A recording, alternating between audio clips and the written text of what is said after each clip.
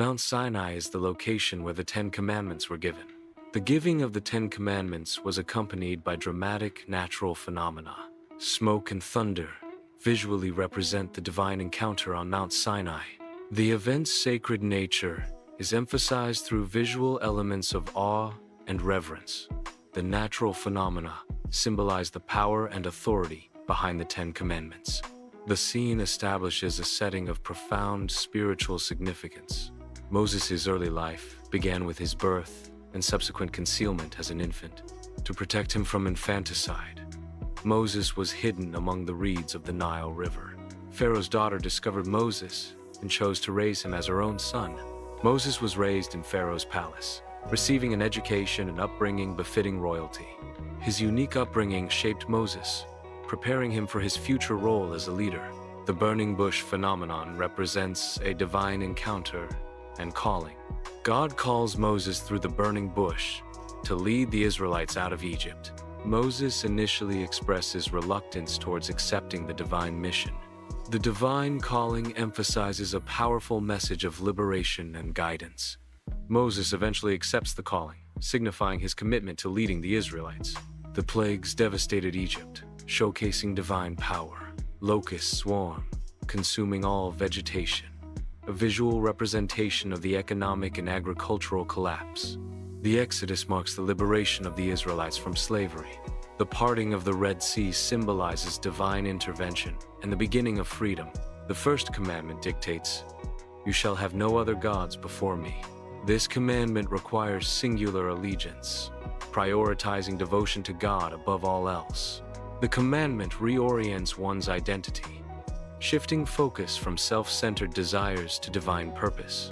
Human tendency often leads to prioritizing worldly possessions and idols over spiritual connection. Idolatry involves placing anything wealth, power, or fame before the divine. True worship involves recognizing God's supreme authority and dedicating one's life to his service. The second commandment prohibits creating idols or representations of God for personal control. Idolatry involves fashioning manageable deities that conform to individual preferences. True reverence involves acknowledging God's transcendence and avoiding attempts to diminish his nature. The commandment distinguishes between genuine worship and the creation of convenient, self-serving versions of the divine. The third commandment prohibits taking the Lord's name in vain, emphasizing reverence and respect. Using God's name carelessly or irreverently undermines its sacred significance. This commandment calls for integrity, aligning words with actions in all aspects of life. Misusing God's name breaks trust and cheapens what is holy, leading to spiritual degradation. Oaths and promises invoke God's name as a witness, demanding truthfulness and commitment. Upholding this commandment fosters a deeper connection with the divine and strengthens moral character.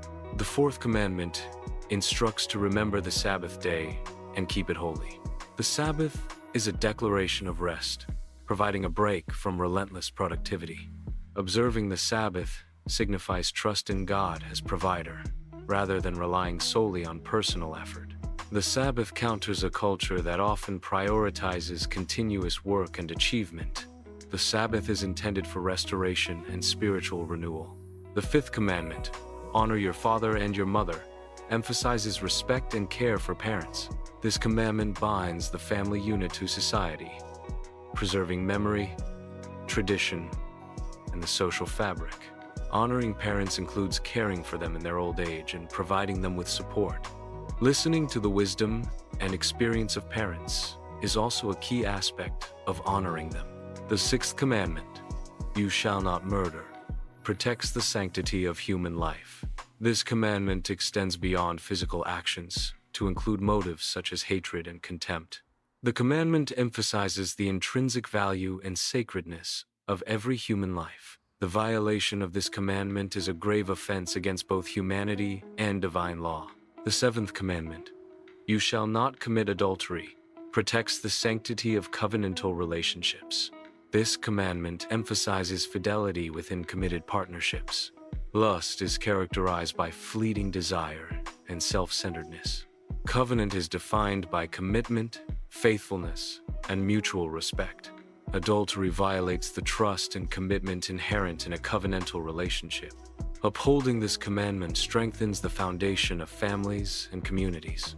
The eighth commandment, "You shall not steal," protects communal trust and honest labor.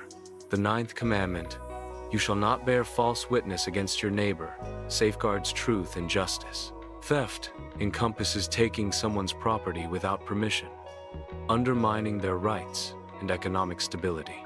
False testimony involves lying or distorting the truth, damaging reputations and obstructing fair judgment. Upholding the eighth commandment fosters economic fairness and encourages ethical business practices. Adhering to the ninth commandment promotes social harmony and ensures equitable legal proceedings. The 10th commandment, "You shall not covet," addresses the control of inner desires.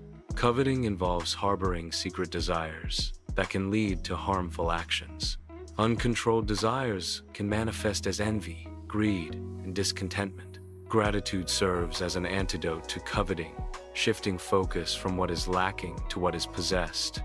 Reordering desires involves prioritizing spiritual and ethical values over material possessions. Cultivating contentment and gratitude helps to curb secret desires and promote inner peace.